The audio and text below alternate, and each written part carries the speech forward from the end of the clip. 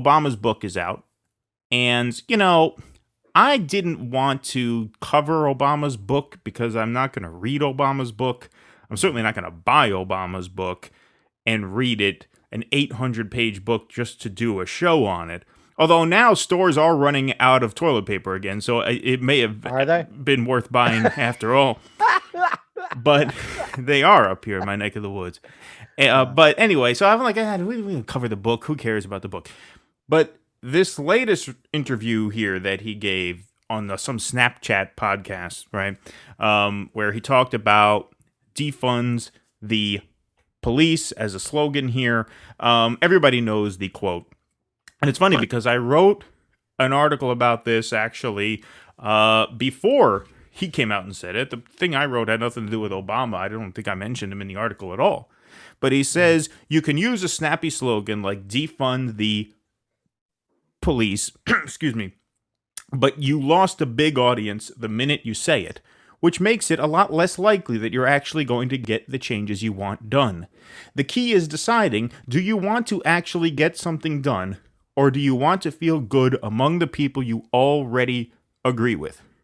So I guess I'll just start by saying his assessment that this slogan has not gotten anything done, or that you're undermining your ability to get things done by using this slogan, is completely wrong. 2 weeks after George Floyd's murder, Bloomberg put out a pretty comprehensive article where they run down all of the cities, and there were dozens of major cities that had already adapted measures to defund their police departments and reallocate those funds towards social services. And this is a theme that I bring up over and over again, that it is not the job of the activists to go and win elections for Democrats. That's the job of the politician. The job of the activists is to make demands of the politicians who are in office. Right. And if you blow this out to a national situation where you had a national vote last month, right? Yeah, 8 or 9 Democrats could lose. Some of that may be somewhat attributable to this defund slogan. I don't know of any proof of that, but let's just say all 8 Democrats who lost their House seats lost specifically because of the BLM activism. Even that is still a price that I think Black Lives Matter should be totally willing to pay, because they're not speaking to the general public. They're speaking to people in these cities who are in positions of power, who, by the way, are Democratic cities. You don't have to worry. There's not going to be some Nixonian silent majority uprising in Portland where they're going to all of a sudden elect a Republican government in reaction to the protesters who are out there saying defund the police. And so he's just wrong about this, number one. What do you think? I think that it's of a piece with a memoir that spends a good bulk of its time rewriting history as if Obama had been paralyzed and powerless in office, and that's why his administration just was an abject failure. And not that he defines it that way. But with healthcare, with the public option, I mean, he just rewrites the history, and it's in keeping with the whole tone of his memoir. It's in keeping with his politics, and it's in keeping with the line that Democrats have been feeding their brainwashed liberal adherents for decades. The idea that, well, these are the realities in Washington, and we have those darn Republicans. And so these are the hard practicalities of governing, and you have to make compromises, and you can't offend these swing voters. And it's all a lot of nonsense. It's all a lot of bullshit.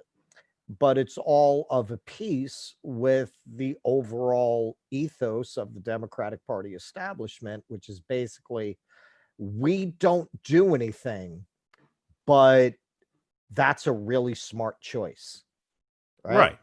And if you believe that us not doing anything is a smart choice, you're smart too. It means you're informed and politically sophisticated. This is the man, when you talk about Obama, this is the man who rode into office on really a proto Bernie Sanders-esque movement, and then dismantled it once he got into office. He had that movement. He could have used them. Don't tell me he could. Okay, you want to say maybe he couldn't have gotten universal health care even with a Democratic Senate and Congress. Okay, all right. Don't tell me he could not have used the following that he had and the very unique personal popularity that he had at that moment to push a public option. So all of this is Obama. To even give him some benefit of the doubt, he actually believes this bullshit. That's how he sleeps at night.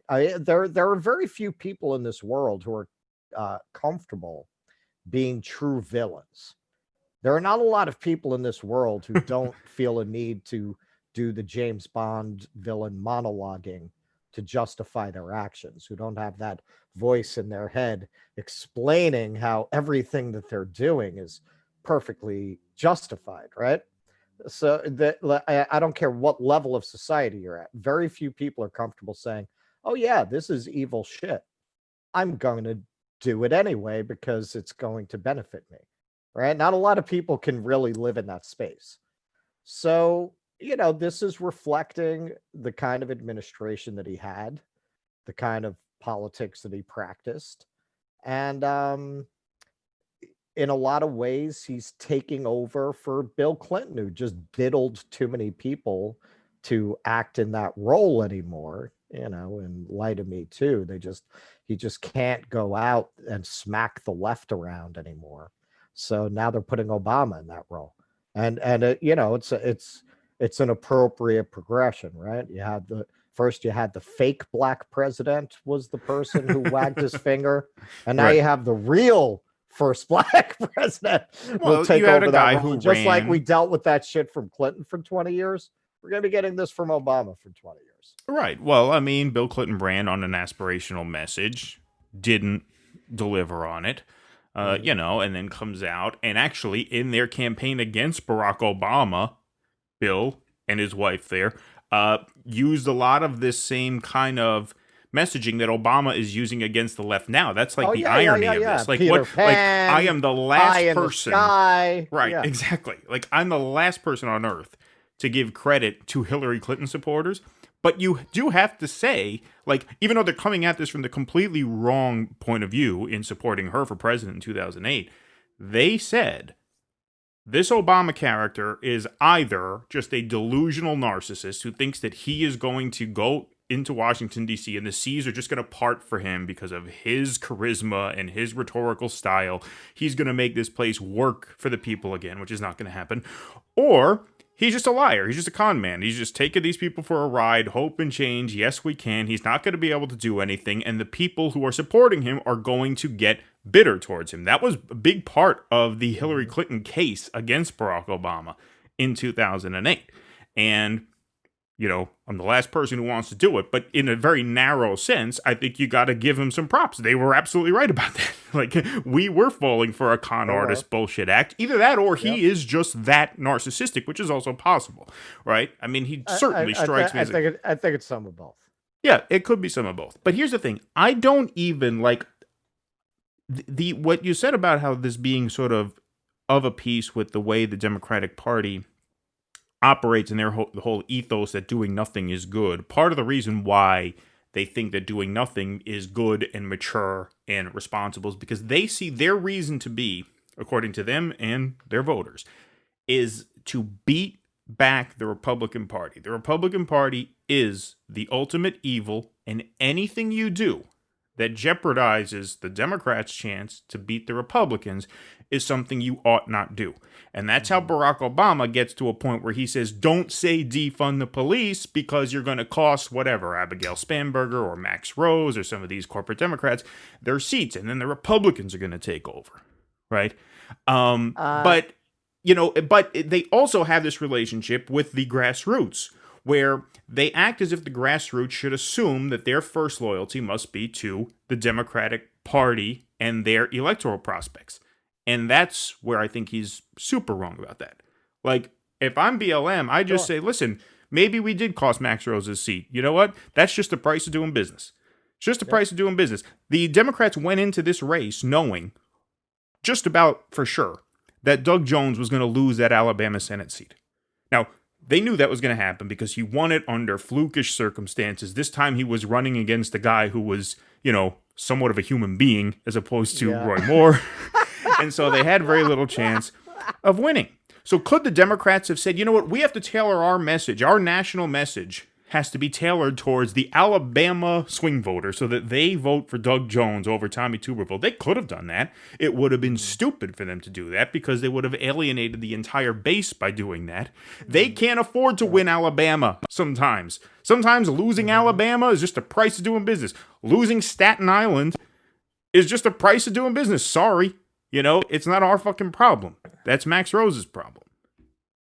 I agree. And really, that's something it's heartening to me that you're seeing a lot, particularly of the younger activists, making that calculus and essentially making that argument that, respectability politics never got us anywhere. Fuck you guys. We're doing our thing. Right? AOC tweeted a similar thing to that. So did Jamal Bowman and Cory Bush. That was great seeing a whole spectrum of people of color respond to Obama. Well, it's so key because you can't come back at them with their favorite defense. You're a racist. With the Congressional Black Caucus's favorite defense. Black, you're a racist. Right. They can't pull that shit on Ilhan Omar. They can't pull that shit on AOC. Or Cory Bush or Jamal Bowman. That's the thing. These two came out the strongest, and they're not even in Congress yet. Like, they're not even there yet. Yep. And so here's Jamal Bowman's tweet in response to Obama. I saw that. That was great. Yeah. Damn, Mr. President. I loved his opening. Yeah. His opening was better than Cory Bush's opening. Cory Bush's opening was, with all due respect, Mr. President. I think Bowman's was better. Damn, Mr. President. Didn't you say Trayvon could have been my son? In 2014, Black Lives Matter was too much. In 2016, Kaepernick was too much. Today, discussing police budgets is too much. The problem is America's comfort with Black Death, not discomfort with slogans. That was Bowman. Cory Bush, with all due respect, Mr. President, let's talk about losing people. We lost Michael Brown Jr., we lost Breonna Taylor, we're losing our loved ones to police violence. It's not a slogan, it's a mandate for keeping our people alive. Defund the police. It's not a slogan, it's a demand. It's a demand. The slogan is not, the old catchphrase is not, power concedes nothing without nuance, or power concedes nothing without vague expressions of self-worth, like Black Lives Matter, right? Nothing wrong with that slogan, but that's vague, right? Defund the police is a demand that cannot be ignored and that cannot be sidestepped with, like, if you're, because I'm getting into arguments all over again. It should be demilitarize the police, not defund the police. What military-style equipment killed George Floyd? George Floyd wasn't killed with a military-style weapon. George Floyd was killed with a kneecap. Reform the police. That's Obama's favorite slogan precisely because it's hard to explain what it actually means. Oh, you want us to reform the police? Sure. Right. Body cameras. There you go. See, we did something. Now get off our backs. Right. They don't want specific demands. This is the ultimate gaslighting. It's the ultimate gaslighting. And who was it? Was it Ilhan Omar or was it Rashida Tlaib who said basically it's the job of activists to make people uncomfortable? That was AOC, I think. Not to make them comfortable. I think that was AOC, yeah. Exactly. Well, it's the job of the activists. And hey, look, when they were out in the street rioting, just like the 60s, man, when they went out and really scared the living shit out of white people, that's when you started getting all of these policy reforms. Right. That's how it always goes down. Of course. You want to say, oh, it really works through peaceful. No, it fucking doesn't. They read these articles in Politico that tell you about the moment that an LBJ signed civil rights legislation, as if everything that led up to it Right. had nothing to do with it. Right. Right. Exactly. And they Yeah. that this is how they brainwash liberals into thinking that's how change comes about. Because that is one of their favorite op-eds across the corporate media. Politico specializes in this. Right. It was a cold day in June. Unusually for Washington. LBJ, master politician, had a difficult choice to make. They don't tell you shit about Martin Luther King refusing to stand down on marching across the bridge when they asked him to. Right? They don't tell you anything. They make it sound like LBJ, through supreme Machiavellian maneuvering and bipartisan compromise and legislative acumen, got that done. And that's why when you talk to these fucking idiots, this is what they'll always tell you. No, that's not how you get change. Well, he says here, LBJ was the ultimate insider. right. Because I mean, the full quote here. So the key is deciding, do you actually want to get something done? This is Obama again. Or do you want to feel good among the people who you already agree with? And if you want to get something done in a democracy, in a country as big and diverse as ours, then you've got to be able to meet people where they are and play a game of addition and not subtraction. Again, no, it is the politician's job to rhetorically, and I've made this point precisely this way, to rhetorically meet people where they are, right? I mean, if certain, like, I don't have a problem with moderate Democrats saying, you know what, I'm not going to run on this because I'm going to lose if I run on this. But that's fine.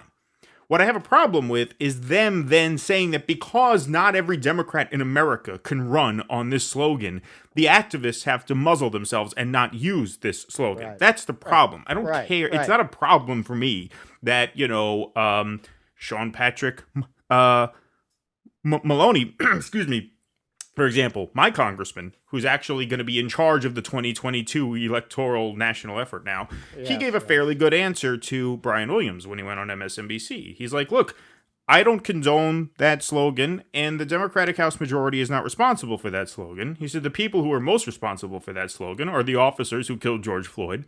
Right, that's a good answer. And if he doesn't want to run on that, because this is kind of a swing district, this is a Trump +2 district, I think it ended up being, then fine. But you can't then say that the activists are not allowed to use this phrase because the activists are not concerned with Democrats losing to Republicans. A Democrat is not going to lose to a Republican in Philadelphia or St. Louis or Portland or Seattle. The problem in those cities is not that Republicans are mismanaging their situations. It's that the Democrats are in power and they're not doing enough to address police violence. And so you have to pressure the people who are already there. They're not going to lose to Republicans. Republicans aren't their enemy.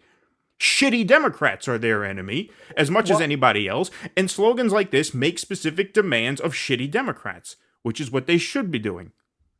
Well, and if you want to see how much you get done by playing nice with the Democrats, look at the Sunrise Movement. Right, exactly. Fuck you. They played nice. They backed off. They didn't make any big scenes during the election. No, they did GOTV for the Democrats. Yeah, they got behind Biden. What did they get for it? Cedric fucking Richmond. Right. Thanks, guys. Your money's on the dresser. Listen, you don't spread your legs without getting the money up front. Any old pro could have told them that.